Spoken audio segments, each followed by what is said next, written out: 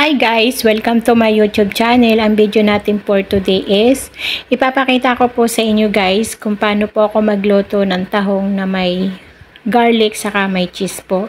Pasensya na po kayo guys, hindi ko na po napakita kanina yung pagpe-prepare ko po kasi wala po sana akong balak mag-vlog. Kaya lang po naisipan ko na i-share po sa inyo yung pagluluto ko po sa tahong na may cheese saka po may garlic. Yan po. Cheese po yung nilalagay ko guys. Kaya po marami na po ako nalagyan ng tahong ng cheese kasi nga po wala po sana sa plano kasi nga po nahihirapan ako guys maggawa ng video kasi nga po wala po akong taga-video. So ako rin po mismo ang humahawak ng cellphone ko. Yung kaliwa ko po, yun po yung panghawak ko ng cellphone. At syempre yung kanan, yan po yung gumagawa ng yung paggagawa po ng paglalagay po ng cheese sa tahong. Grabe, ang ganda po ng laman ng tahong, ang lalaki. Kaya po masarap po talaga siyang lutuin ng ganito.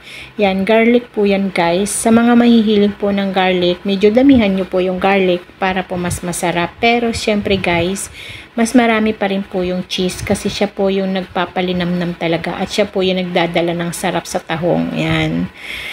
Yan po, cheese po yan. Huwag po kayo mag-alala guys. Nagugas po ako ng kamay at nagsabon po ako ng Safeguard. O, di ba patay ang 99.9% na germs. O, di ba? Ayan.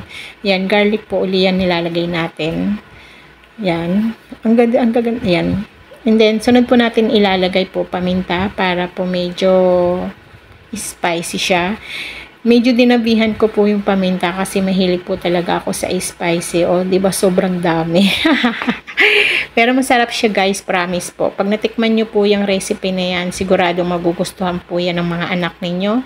Yung mga anak ninyong hindi po kumakain ng tahong, pero pag niluto mo po siya ng ganyan, sigurado maiibigan po yan ng mga anak ninyo. Dahil po masarap na, malinamnam na, lasang cheese pa.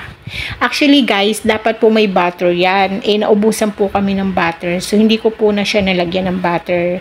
Dapat po kasi garlic, after garlic, butter po, after butter, cheese na po yung ilalagay natin. Kaya nga lang po guys, wala po tayong butter. So hindi natin nalagyan siya ng butter. Garlic lang po, saka cheese ang nailagay natin. Yan.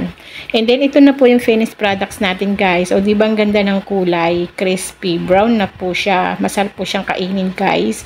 So, sana po nagustuhan na ninyo ang video natin for today. At sana try nyo po sa inyong mga tahanan para malaman nyo po masarap po talaga siya. Enjoy for watching. Thank you, guys. Sana po naibigan ninyo ang video natin for today. Ingat po kayo palagi. God bless and bye-bye. See you next video, guys.